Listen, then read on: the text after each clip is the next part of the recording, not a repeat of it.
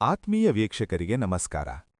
ನಾವು ನಿತ್ಯದ ಅಡುಗೆಯಲ್ಲಿ ಕೇವಲ ಸುವಾಸನೆ ಮತ್ತು ರುಚಿಗಾಗಿ ಬಳಸುವ ಧನಿಯಾ ಅಥವಾ ಕೊತ್ತಂಬರಿ ಬೀಜಗಳು ತನ್ನ ಅದ್ಭುತ ಔಷಧೀಯ ಗುಣಗಳಿಂದ ಆರೋಗ್ಯದ ಗಣಿಯಾಗಿದೆ.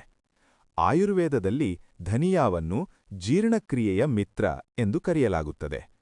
ಪ್ರಕೃತಿಯು ನಮಗೆ ನೀಡಿರುವ ಈ ಪುಟ್ಟ ಬೀಜಗಳಲ್ಲಿ ಅಡಗಿರುವ ಆರೋಗ್ಯದಾಯಕ ಪ್ರಯೋಜನಗಳು ನಿಜಕ್ಕೂ ಬೆರಗುಗೊಳಿಸುವಂಥವು. ಧನಿಯಾವು ಜೀರ್ಣಾಂಗ ವ್ಯವಸ್ಥೆಯನ್ನು ಬಲಪಡಿಸಲು ಹೆಸರುವಾಸಿಯಾಗಿದೆ. ಇದು ಅಜೀರ್ಣ, ಹೊಟ್ಟೆಯುಬ್ಬರ ಮತ್ತು ಕರುಳಿನ ಅನಿಲ ಸಮಸ್ಯೆಯನ್ನು ಬಹಳ ವೇಗವಾಗಿ ಕಡಿಮೆ ಮಾಡಲು ಸಹಾಯ ಮಾಡುತ್ತದೆ. ಇದರ ಪ್ರಬಲ ಉತ್ಕರ್ಷಣ ನಿರೋಧಕ ಅಥವಾ ಆಂಟಿ ಆಕ್ಸಿಡೆಂಟ್ ಗುಣಲಕ್ಷಣಗಳು ದೇಹದ ಜೀವಕೋಶಗಳಿಗೆ ಹಾನಿಯಾಗದಂತೆ ನೈಸರ್ಗಿಕ ರಕ್ಷಣೆ ನೀಡುತ್ತವೆ.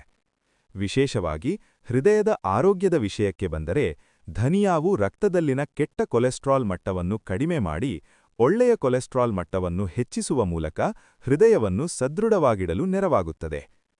ವೈಜ್ಞಾನಿಕವಾಗಿ ಧನಿಯಾ ಬೀಜಗಳ ನಿಯಮಿತ ಸೇವನೆಯು ರಕ್ತದಲ್ಲಿನ ಸಕ್ಕರೆ ಮಟ್ಟವನ್ನು ನೈಸರ್ಗಿಕವಾಗಿ ನಿಯಂತ್ರಣದಲ್ಲಿಡಲು ಸಹಾಯ ಮಾಡುತ್ತದೆ.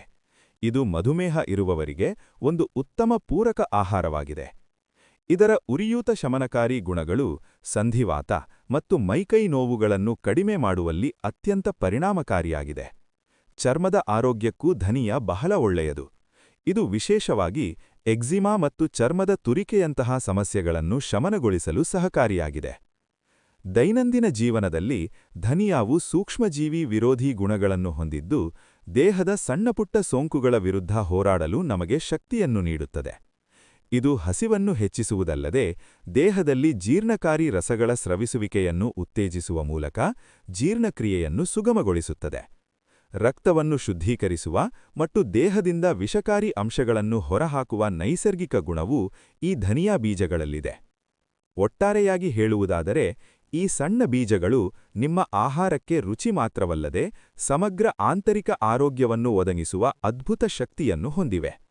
ಧನಿಯಾ ಅಡುಗೆಗೆ ಪರಿಮಳ ನೀಡಿದರೆ ದೇಹಕ್ಕೆ ಒಳಗಿನಿಂದ ಶುದ್ಧತೆಯನ್ನು ನೀಡುತ್ತದೆ. ಈ ಮಸಾಲೆಯುಕ್ತ ಸಂಜೀವಿನಿ ನಿಮ್ಮ ನಿತ್ಯದ ಆಹಾರದ ಭಾಗವಾಗಿದ್ದರೆ ನಿಮ್ಮ ಆರೋಗ್ಯಕ್ಕೆ ಒಂದು ಉತ್ತಮ ನೈಸರ್ಗಿಕ ಕವಚ ಸಿಕ್ಕಂತೆಯೇ ಸರಿ. ಇಂದಿನ ಈ ಮಾಹಿತಿ ನಿಮಗೆ ಇಷ್ಟವಾಗಿದೆ ಎಂದು ಭಾವಿಸುತ್ತೇನೆ. ಮತ್ತೊಂದು ವಿಶೇಷ ವಿಷಯದೊಂದಿಗೆ ಮುಂದಿನ ಸಂಚಿಕೆಯಲ್ಲಿ ಭೇಟಿಯಾಗೋಣ. ಅಲ್ಲಿಯವರೆಗೆ ಪ್ರಕೃತಿಯನ್ನು ಪ್ರೀತಿಸಿ ಆರೋಗ್ಯವಾಗಿರಿ. ಧನ್ಯವಾದಗಳು.